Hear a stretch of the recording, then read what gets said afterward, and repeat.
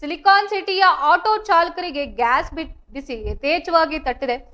ಈ ವಿಷಯಕ್ಕೆ ಸಂಬಂಧಿಸಿದಂತೆ ಒಂದು ಬ್ರೇಕಿಂಗ್ ನ್ಯೂಸ್ ಲಭ್ಯ. ಆರ್ಟಿ ನಗರದಲ್ಲಿ ಆಟೋ ಎಲ್ಪಿಜಿಗಾಗಿ ಭಾರಿ ಸಂಕಷ್ಟ. 3 ರಿಂದ 4 ಕಿಲೋಮೀಟರ್ ಉದ್ದದ ಕ್ಯೂನಲ್ಲಿ ನಿಂತ ಚಾಲಕರು. ದೇವೇಗೌಡ ಬಂಕ್ ಮುಂದೆ ಬೆಳಗ್ಗೆಯಿಂದಲೇ ಸಾಲು.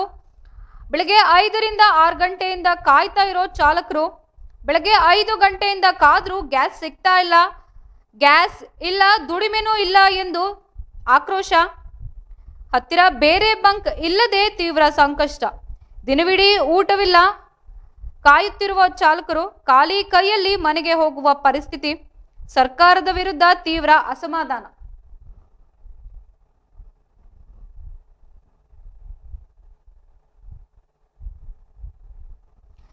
ಆರ್ಟಿ ನಗರದಲ್ಲಿ ಆಟೋ ಎಲ್ಪಿಜಿಗಾಗಿ ಭಾರಿ ಸಂಕಷ್ಟ ಎದುರಾಗಿದೆ. 3 ರಿಂದ 4 ಕಿಲೋಮೀಟರ್ ಉದ್ದದ ಕ್ಯೂನಲ್ಲಿ ಚಾಲಕರು ನಿಂತಿದ್ದಾರೆ. ದೇವೇಗೌಡ ಬಂಕ್ ಮುಂದೆ ಬೆಳಗ್ಗೆಯಿಂದನೇ ಸಾಲು. ಬೆಳಗ್ಗೆ 5 ಗಂಟೆ 6 ಗಂಟೆಗೆ ಬಂದರೂ ಕೂಡ ಚಾಲಕರು ಕಾಯ್ತಾ ಇದ್ರು ಕೂಡ ಬೆಳಗ್ಗೆ 5 ಗಂಟೆಯಿಂದ ಸಿಗ್ತಾ ಇಲ್ಲ ಗ್ಯಾಸ್ ಇಲ್ಲ, ದುಡಿಮೆನೂ ಇಲ್ಲ ಎಂದು ಆಕ್ರೋಶ ವ್ಯಕ್ತಪಡಿಸ್ತಾ ಇದ್ದಾರೆ.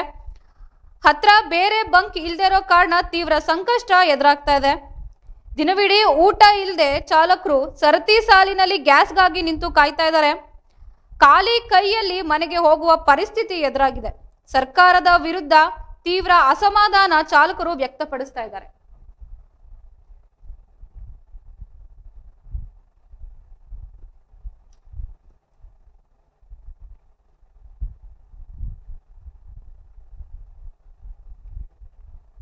ಸಿಲಿಕಾನ್ ಸಿಟಿಯ ಆಟೋ ಚಾಲಕರಿಗೆ ಗ್ಯಾಸ್ ಬಿಸಿ ತಟ್ಟಿದೆ. ಆರ್ಟಿ ನಗರದ ದೇವೇಗೌಡ ಪೆಟ್ರೋಲ್ ಬಂಕ್ ಮುಂದೆ ಎಲ್ಪಿಜಿಗಾಗಿ ಸುಮಾರು 3 ರಿಂದ 4 ಕಿಲೋಮೀಟರ್ಗಳಷ್ಟು ಉದ್ದದ ಸಾಲು ನಿರ್ಮಾಣವಾಗಿದೆ. ಚಾಲಕರು ಹಗಲು ರಾತ್ರಿ ಎನ್ನದೇ ರಸ್ತೆಯಲ್ಲೇ ಕಾಲ ಕಳೆಯುವಂತಾಗಿದೆ. ಬೆಳ್ಳಂಬೆಳಗ್ಗೆ ಶುರುವಾದ ಕ್ಯೂ. ಆಟೋ ಚಾಲಕರು ಇಂದು ಬೆಳಗ್ಗೆ 5 ಗಂಟೆಯಿಂದಲೇ ಗ್ಯಾಸ್ಗಾಗಿ ಕ್ಯೂ ನಿಂತಿದ್ದಾರೆ. ರಸ್ತೆಯ ಎರಡೂ ಬದಿಗಳಲ್ಲೂ ಕೂಡ ಕಿಲೋಮೀಟರ್ ಗಟ್ಟಲೆ ಆಟೋಗಳು ನಿಂತಿರುವುದರಿಂದ ಸಂಚಾರ ದಟ್ಟಣೆಯೂ ಉಂಟಾಗಿದೆ. ಇಲ್ಲಿ ಬಿಟ್ರೆ ಹತ್ತಿರ ಬೇರೆ ಯಾವುದೋ ಬಂಕ್ಗಳಿಲ್ಲದ ಕಾರಣ ಹೀಗಾಗಿ ಅನಿವಾರ್ಯವಾಗಿ ಇಲ್ಲೇ ಕಾಯ್ತಾ ಇದ್ದೇವೆ ಎಂದು ಚಾಲಕರು ತಮ್ಮ ಅಳಲನ್ನ ತೋಡ್ಕೊಂಡಿದ್ದಾರೆ. ಗ್ಯಾಸ್ ಸಿಗದೆ ಹಸುವಿನಿಂದ ಕಾಯ್ತಾ ಇರೋ ಚಾಲಕರು ಸರ್ಕಾರದ ವಿರುದ್ಧ ಆಕ್ರೋಶ ಹೊರಹಾಕ್ತಾ ಇದ್ದಾರೆ. ನಾವು ಬೆಳಗ್ಗೆಯಿಂದ ಏನೂ ತಿಂದಿಲ್ಲ, ಹೊಟ್ಟೆ ತುಂಬಾ ತಿನ್ನಲಿಕ್ಕೂ ದುಡ್ಡು ಇಲ್ಲ, ದುಡಿಮೆಯೂ ಇಲ್ಲ. ರಾಜಕಾರಣಿಗಳು ಸ್ಟೇಡಿಯಂನಲ್ಲಿ ಕುಳಿತು ಮ್ಯಾಚ್ ನೋಡ್ತಾ ಇದ್ದಾರೆ, ಅದರಲ್ಲಿ ಅವರು ಬ್ಯುಸಿ ಆಗಿದ್ರೆ ಅವರು AC ರೂಮ್ ಬಿಟ್ಟು ಬೀದಿಗೆ ಬಂದ್ರೆ ಮಾತ್ರ ನಮ್ಮ ಕಷ್ಟ ಏನು ಅಂತ ಅವ್ರಿಗೆ ಗೊತ್ತಾಗುತ್ತೆ ಎಂದು ಚಾಲಕರು ಕಿಡಿಕಾರ್ತಾ ಇದ್ದಾರೆ. ಇಡೀ ದಿನ ಗ್ಯಾಸ್ಗಾಗಿ ಕ್ಯೂ ನಿಂತಿದ್ರಿಂದ ಇಂದಿನ ಬಾಡಿಗೆ ಇಲ್ಲದೆ ಚಾಲಕರು ಕಂಗಾಲಾಗಿದ್ದಾರೆ. ಇವತ್ತಿನ ದುಡಿಮೆ ಪೂರ್ತಿ ಹಾಳಾಗಿದೆ.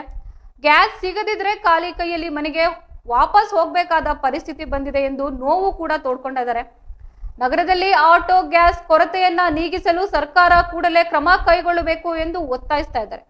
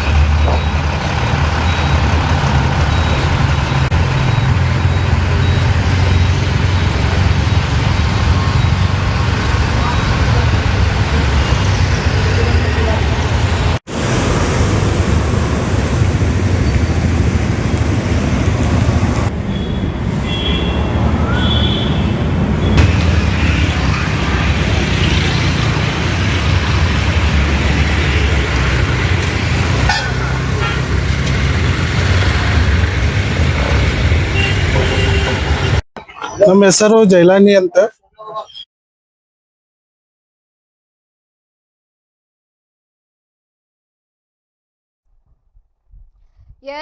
ಈ ವಿಷಯಕ್ಕೆ ಸಂಬಂಧಿಸಿದಂತೆ ಹೆಚ್ಚಿನ ಮಾಹಿತಿ ನೀಡಲು ನ್ಯೂಸ್ ಡೆಸ್ಕ್ ಇಂದ ವಿಜಯ್ ಅವರು ನಮ್ಮ ಜೊತೆ ದೂರವಾಣಿ ಸಂಪರ್ಕದಲ್ಲಿದ್ದಾರೆ. ವಿಜಯ್, ಹೇಳಿ, ಏನಿರಬಹುದು ಇದ್ರ ಬಗ್ಗೆ ಹೆಚ್ಚಿನ ಮಾಹಿತಿ? ಶ್ರುತಶ ಬೆಂಗಳೂರಲ್ಲಿ ದಿನದಿಂದ ದಿನಕ್ಕೆ ಆಟೋ LPG ಗ್ಯಾಸ್ ಸಮಸ್ಯೆ ಹೆಚ್ಚಾಗ್ತಾ ಇದೆ. ಅಂದ್ರೆ ಈಗ ಆಟೋ LPG ಅಲ್ಲದೆ ಡೊಮೆಸ್ಟಿಕ್ ಮತ್ತು ಕಮರ್ಷಿಯಲ್ ಗ್ಯಾಸ್ ಕೂಡ ತುಂಬಾ ಅದ್ರ ಸಮಸ್ಯೆ ಹೆಚ್ಚಾಗ್ತಾ ಇದೆ. ಯಾಕಂದ್ರೆ ಕಾರಣ ಈಗ ಹಾರ್ಮುಜ್ ಜಲಸಂಧಿ ಬಂದಾಗಿರೋದು ಅಥವಾ ಅಲ್ಲಿನ ಸಮಸ್ಯೆ ಇರಾನ್, ಇಸ್ರೇಲ್ ಮತ್ತೆ ಅಮೆರಿಕ ಕಾನ್ಫ್ಲಿಕ್ಟ್ ಇದೆಯಲ್ಲ, ಆ ರೀಸನ್ ಇಂದ ಕೆಲವೊಂದು ಆಟೋ ಗ್ಯಾಸ್ ಪರಿಣಾಮ ಏನು ಅವರು ಸಮಸ್ಯೆನ ಎದುರಿಸ್ತಾ ಇದ್ದಾರೆ. ಸದ್ಯ ಈಗ ಪ್ರೈವೇಟ್ ಹಾಗೂ ಮತ್ತೆ ಗವರ್ಮೆಂಟ್ ಅಲ್ಲೂ ಕೂಡ ಅಂದ್ರೆ ಸರ್ಕಾರ ಕೂಡ ಇದ್ರ ಬಗ್ಗೆ ತುಂಬಾ ನಿಯಮಗಳನ್ನ ಜಾರಿ ಮಾಡಿತ್ತು. ಆದ್ರೆ ಏನು ಡೊಮೆಸ್ಟಿಕ್ ಮಾತ್ರ ಸ್ವಲ್ಪ ಹೆಚ್ಚುವರಿಯಾಗಿ ಅಮೌಂಟ್ ನ ಕೊಟ್ಟಿದ್ರು. ಹಾಗೆ ಕಮರ್ಷಿಯಲ್ ಗೆ ಸ್ವಲ್ಪ ಹೆಚ್ಚಿಗೆ ಏರಿಕೆ ಹಾಕಿದ್ರು. ಏನು ಹಣವನ್ನ ಜಾಸ್ತಿ ಅಂದ್ರೆ ಪ್ರೈಸ್ ಜಾಸ್ತಿ ಮಾಡಿದ್ರೆ ಸ್ವಲ್ಪ ಏನು ಕೊಂಡ್ಕೊಳ್ಳೋರು ಇರ್ತಾರಲ್ಲ ಅವರು ಕಮ್ಮಿ ಆಗ್ತಾರೆ ಅನ್ನೋದು ನಿಟ್ಟಿನ. ಆದ್ರೆ ಅದು ಇನ್ನೂ ಹೆಚ್ಚಾಗ್ತಾ ಇದೆ. ಈಗ ಆಟೋ ಗ್ಯಾಸ್ಗೂ ಕೂಡ ಸಮಸ್ಯೆ ಹೊಡ್ತಾ ಆ ಒಂದು ಸಮಸ್ಯೆ ಬಿದ್ದಿದೆ. ಸದ್ಯ ಈಗ ಆಟೋ ಗ್ಯಾಸ್ ಬೆಲೆ ಕೂಡ ದಿನಕ್ಕೆ ಲೀಟ್ರಿಗೆ 120ರಿಂದ 150ಕ್ಕೆ ಏರ್ತಾ ಇದೆ. ಅದಲ್ಲದೆ ಬೆಂಗಳೂರಲ್ಲಿ ತುಂಬಾ ಸಮಸ್ಯೆ ಹೆಚ್ಚು ಕಾಡ್ತದೆ. ಯಾಕಂತ ಅಂದ್ರೆ ಬೆಂಗಳೂರಲ್ಲೇ 2 ಕೋಟಿಗಿಂತ ಹೆಚ್ಚಿನ ಜನಸಂಖ್ಯೆ ಇರೋ ಕಾರಣದಿಂದಾಗಿ ಆಟೋ ಮತ್ತು ಬೇರೆ ಬೇರೆ ಏನು ಸಾರಿಗೆ ವ್ಯವಸ್ಥೆಗಳನ್ನ ಅವಲಂಬನೆ ಆಗಿತ್ತು. ಅದರಲ್ಲಿ ಹೆಚ್ಚಾಗಿ ಆಟೋನ ತುಂಬಾ ಅವಲಂಬನೆ ಮಾಡ್ಕೊಂತಾರೆ. ಸೊ ಅದರಿಂದ ಕೂಡ ಏನು ಆಟೋ ಚಾಲಕರು ಇದಾರಲ್ಲ ಅವರು ಆ ಒಂದೇ ಜೀವನ, ಆ ಒಂದು ಕೆಲಸನ ಮಾತ್ರ ಜೀವನವನ್ನ ನಿರ್ವಹಿಸ್ತಿರ್ತಾರೆ. ಸೊ ಅದರಿಂದ ಕೂಡ ಅವರು ಬೆಳಿಗ್ಗೆ ಮುಂಜಾನೆ 4 ಗಂಟೆ ಆಗಿರ್ಬೋದು, 3 ಗಂಟೆ ರಾತ್ರಿನಲ್ಲೂ ಕೂಡ ಹೋಗಿ ಅಲ್ಲಿ ಕ್ಯೂ ನಿಂತು 3 ಗಂಟೆ 4 ಗಂಟೆ ಕಾಲ ನಿಂತು ಗ್ಯಾಸ್ ನ ತುಂಬಿಸ್ಕೊಂಡು ಬರುವಂತ ಒಂದು ಪರಿಸ್ಥಿತಿ ನಿರ್ಮಾಣ ಆಗಿದೆ. ಅದಲ್ಲದೆ ಇನ್ನು ಅವರು ಕೂಡ ಗ್ಯಾಸ್ ನ ತುಂಬಿಸ್ಕೊಳಕ್ಕೆ ಹೋದ್ರೆ ಅಲ್ಲಿ ಪ್ರೈವೇಟ್ ಆಗಿರ್ಬೋದು, ಗವರ್ಮೆಂಟ್ ಏನು ಇರುತ್ತೆ ಸರ್ಕಾರಿ ಸ್ವಾಮ್ಯದ ಏನು ಗ್ಯಾಸ್ ಸ್ಟೇಷನ್ ಗಳಿದೆ ಅಲ್ಲಿ ಕಡಿಮೆ ಪ್ರೈಸ್ ಇದ್ರು ಕೂಡ ಪ್ರೈವೇಟ್ ಆಗಿರುವಂತ ಗ್ಯಾಸ್ ಸ್ಟೇಷನ್ ಗಳಲ್ಲಿ ಸುಮಾರು ಲೀಟರ್ಗೆ 120 ರೂಪಾಯಿ ಇರೋದನ್ನ ಅವರು 250 ಆಗಿರ್ಬೋದು ಅಥವಾ 250 ಆಗಿರ್ಬೋದು ಒಂದು ತುಂಬಾ ಅವ್ರು ಇಷ್ಟ ಬಂದಂತ ರೇಟ್ ನ ಫಿಕ್ಸ್ ಮಾಡಿ ಮಾರಾಟ ಮಾಡ್ತಿದ್ದಾರೆ. ಇದರಿಂದ ತುಂಬಾ ಅವರಿಗೂ ಕೂಡ ಹೊಡೆತ ಬೀಳ್ತಾ ಇದೆ. ಅದಲ್ಲದೆ ಅವರು ಕೂಡ ಚಾಲಕರು ಕೂಡ ಈಗ ಸಾರ್ವಜನಿಕರಿಗೆ ಏನು ಪ್ರಯಾಣಿಕರು ಇರ್ತಾರಲ್ಲ ಅವರಿಗೂ ಕೂಡ ಕೆಲವೊಂದು ರೈಟ್ ನ ಫಿಕ್ಸ್ ಮಾಡ್ತಾರೆ. ಅಂದ್ರೆ ಈಗ ಅವರು ಗ್ಯಾಸ್ LPG ಸಮಸ್ಯೆ ಅವರಿಗೂ ಇರೋದ್ರಿಂದ ಅವರು ಕೂಡ ಎಷ್ಟು ದುಡ್ಡು ಅವರ ಬಂಡವಾಳ ಅಲ್ಲದೆ ಅದಕ್ಕಿಂತ ಹೆಚ್ಚಿನ ಹಣವನ್ನ ತೆತ್ತು ಅವರು ತಗೊಳ್ಳುವಂತ ಪರಿಸ್ಥಿತಿ ಇರೋದ್ರಿಂದ ಸಾರ್ವಜನಿಕರಿಗೂ ಕೂಡ ಅವರ ಮೇಲೂ ಕೂಡ ಏನು ಆಟೋ ರೈಟ್ ಇರುತ್ತಲ್ಲ, ಈಗ 150 ರೂಪಾಯಿ ಇರುವಂತ ಪ್ಲೇಸ್ ಈಗ ಇಲ್ಲಿಂದ 1 ಕಿಲೋಮೀಟರ್ಗೆ ಎಷ್ಟು ಲಿಮಿಟ್ ಅಂತ ಇರುತ್ತೆ, 40 ರೂಪಾಯಿ ಅಥವಾ 50 ರೂಪಾಯಿ ಪ್ರೈಸ್ ನ 100 ರೂಪಾಯಿ 150 ಅಂತ ಒಂದು ಪ್ರೈಸ್ ನ ಫಿಕ್ಸ್ ಮಾಡಿದ್ರೆ ಇದರಿಂದ ಅವರಿಗೂ ಕೂಡ ತುಂಬಾ ಟ್ರಬಲ್ ಆಗ್ತಾ ಇದೆ. ಅಲ್ಲದೆ ಎಲ್ಲಾ ರೀತಿಯಲ್ಲೂ ಕೂಡ ಒಂದು ಸಮಸ್ಯೆ ಆಗ್ತಾ ಇದೆ. ಅದಲ್ಲದೆ ಬೆಂಗಳೂರಲ್ಲಿ ಅಂತ ಬಂದ್ರೆ ತುಂಬಾ ಕಡೆಗಳಲ್ಲಿ ಬೆಂಗಳೂರು ಕೇಂದ್ರ ಸ್ಥಳ ಆಗಿರ್ಬೋದು, ಅಂದ್ರೆ ಇಂದಿರಾನಗರ ಅಥವಾ ಕುಡಗೊಂಡನಹಳ್ಳಿ ಏರಿಯಾ ಈ ತರ ಏರಿಯಾಗಳಲ್ಲಿ ತುಂಬಾ ಜಾಸ್ತಿ ಆಗ್ತಿದೆ. ಮತ್ತೆ ಏನಂತ ಅಂದ್ರೆ ಪ್ರೈವೇಟ್ ಬಂಕ್ಗಳು ಏನಿದೆ ಅಲ್ಲಿ ಪ್ರೈಸ್ ಜಾಸ್ತಿ ಇದೆ, ಅಮೌಂಟ್ ನ ಜಾಸ್ತಿ ಹೇಳ್ತಾ ಇದಾರೆ. ಬಟ್ ಸಪ್ಲೈ ಏನಿದೆ ಕಡಿಮೆ ಆಗ್ತಿದೆ. ಅಂದ್ರೆ ಗ್ಯಾಸ್ ಸಪ್ಲೈ ಏನೋ ಆ ಕಡೆಯಿಂದ ಮಧ್ಯಪ್ರಾಚ್ಯ ದೇಶಗಳಿಂದ ಬರೋದ್ರಿಂದ ಆ ಒಂದು ಪ್ರಾಬ್ಲಮ್ ಇರೋದ್ರಿಂದ ಇಲ್ಲಿ ಡಿಮ್ಯಾಂಡ್ ಹೆಚ್ಚಾಗ್ತಿದೆ, ಸಪ್ಲೈ ಕಡಿಮೆ ಆಗ್ತಿದೆ. ಅದರಿಂದ ಕೂಡ ಅವರು ಪ್ರೈವೇಟ್ ಏನಿದೆ ಅವರು ಕೂಡ ಅವಾಯ್ಡ್ ಮಾಡ್ತಾ ಇದಾರೆ. ಆದ್ರೆ ಈ ಸಮಸ್ಯೆ ಇನ್ನೂ ಹೆಚ್ಚಾಗ್ತಾ ಇದೆ. ಸರ್ಕಾರ ಕೂಡ ಇದ್ರ ಬಗ್ಗೆ ಯಾವುದೇ ರೀತಿಯ ಒಂದು ನಿಯಮಗಳನ್ನ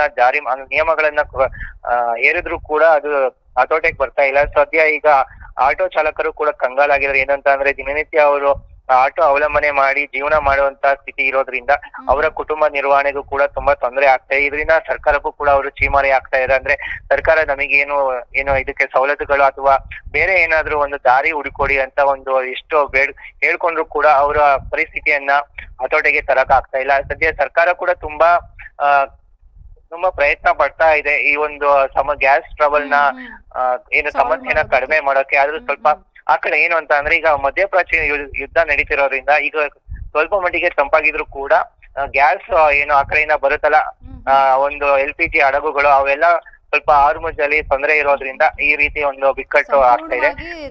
ಪರಿಹರಿಸಕ್ ಆಗ್ತಾ ಇಲ್ಲ. ಸುಮಾರು 80 ಈಗ ಸರ್ಕಾರಿ ಸ್ವಾಮ್ಯ ಅಥವಾ ಪ್ರೈವೇಟ್ ಅಂದ್ರೆ ಖಾಸಗಿ ಸ್ವಾಮ್ಯದಲ್ಲಿ ಇರುವಂತ ಏನು ಗ್ಯಾಸ್ ಸಪ್ಲೈ ಇರುವಂತ ಇಂಡಸ್ಟ್ರಿಯಲ್ಸ್ ಇದೆ ಅದರಲ್ಲಿ 80% ಪ್ರೈವೇಟ್ ಔಟ್ಲೈನ್ಸ್ ಇಂಪ್ಯಾಕ್ಟ್ ಆಗಿದೆ. ಅಂದ್ರೆ ಪ್ರೈವೇಟ್ ಏನಿದೆ ಆ ಸೆಕ್ಟರ್ ಅಲ್ಲಿ 80%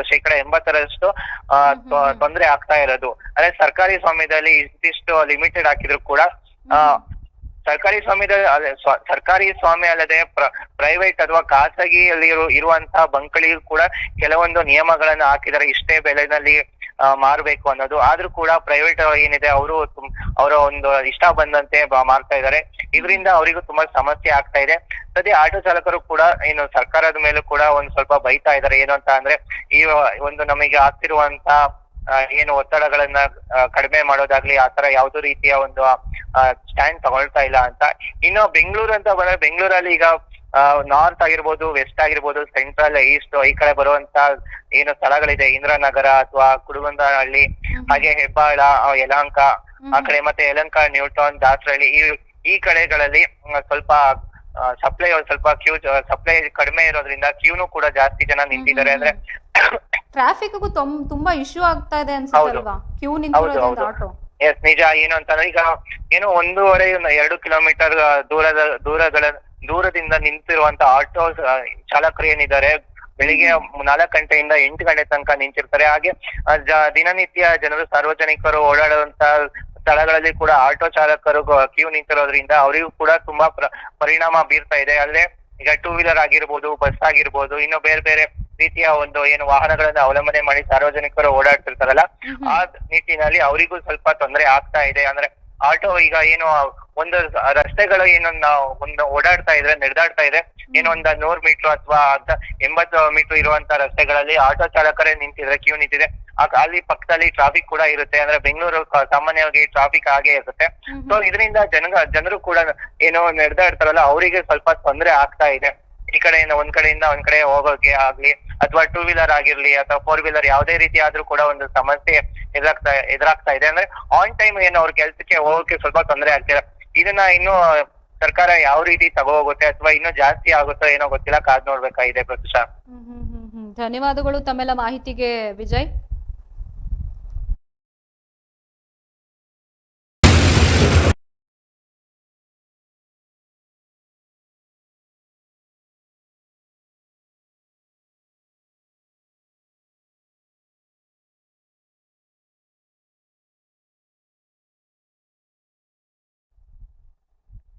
ಎಸ್, ಇದು RT ನಗರದ ದೇವೇಗೌಡ ಪೆಟ್ರೋಲ್ ಬಂಕ್. ಬರೀ ಬೆಂಗಳೂರು ಅಲ್ವಾ ಅಥವಾ ಮೈಸೂರು ಅಥವಾ ಅಲ್ಲ, ಎಲ್ಲಾ ಚಾಲಕರ ಪರಿಸ್ಥಿತಿನೂ ಇದೇ ಆಗಿದೆ. ಪೆಟ್ರೋಲ್ ಬಂಕ್ ಮುಂದೆ LPGಗಾಗಿ ಸುಮಾರು 3 ಅಥವಾ 4 ಕಿಲೋಮೀಟರ್ಗಳಷ್ಟು ಉದ್ದದ ಸಾಲು ನಿರ್ಮಾಣವಾಗ್ತಾ ಇದೆ. ಚಾಲಕರು ಹಗಲು ರಾತ್ರಿ ಅಂದೇ ರಸ್ತೆಯಲ್ಲೇ ಕಾಲ ಕಳೆಯುವಂತಾಗಿದೆ. ಬೆಳಗ್ಗೆಯಿಂದಲೇ ಶುರುವಾದ ಕ್ಯೂ ಆಟೋ ಚಾಲಕರು ಇಂದು ಬೆಳಗ್ಗೆ 5 ಗಂಟೆಯಿಂದನೇ ನಿಂತಿರ್ತಾರೆ. ಆದ್ರೂ ಕೂಡ ಸಂಜೆ ಆದ್ರೂ ಕೂಡ ಅವ್ರಿಗೆ ಗ್ಯಾಸ್ ಸಿಕ್ಕಿರೋದಿಲ್ಲ. ಅವ್ರು ಹೇಳ್ತಾ ಇರೋದು ಏನಂದ್ರೆ, ಅಧಿಕಾರಿಗಳಾಗ್ಲಿ ಅಥವಾ ರಾಜಕೀಯ ವ್ಯಕ್ತಿಗಳಾಗ್ಲಿ ಕ್ರಿಕೆಟ್ ಸ್ಟೇಡಿಯಂನಲ್ಲಿ ಕುತ್ಕೊಂಡು ಕ್ರಿಕೆಟ್ ನೋಡೋದಕ್ಕೆ ಟೈಮ್ ಇದೆ, AC ರೂಮ್ಗಳಲ್ಲಿ ಇರ್ತಾರೆ. ಅವ್ರಿಗೆ ಹೊರಗಡೆ ಬಂದು ನಿಂತ್ಕೊಂಡ್ರೆ ನಮ್ ಕಷ್ಟ ಅವ್ರಿಗೆ ಗೊತ್ತಾಗುತ್ತೆ ಅನ್ನೋದು. ಮತ್ತೆ ಸರ್ಕಾರಕ್ಕೂ ಕೂಡ ಇದೇ ವಿಷಯವಾಗಿ ಒತ್ತಾಯ ಮಾಡ್ತಾ ಇದ್ದಾರೆ, ಈ ಸಮಸ್ಯೆನ ಆದಷ್ಟು ಬೇಗ ಬಗೆಹರಿಸಿ ಅಂತ.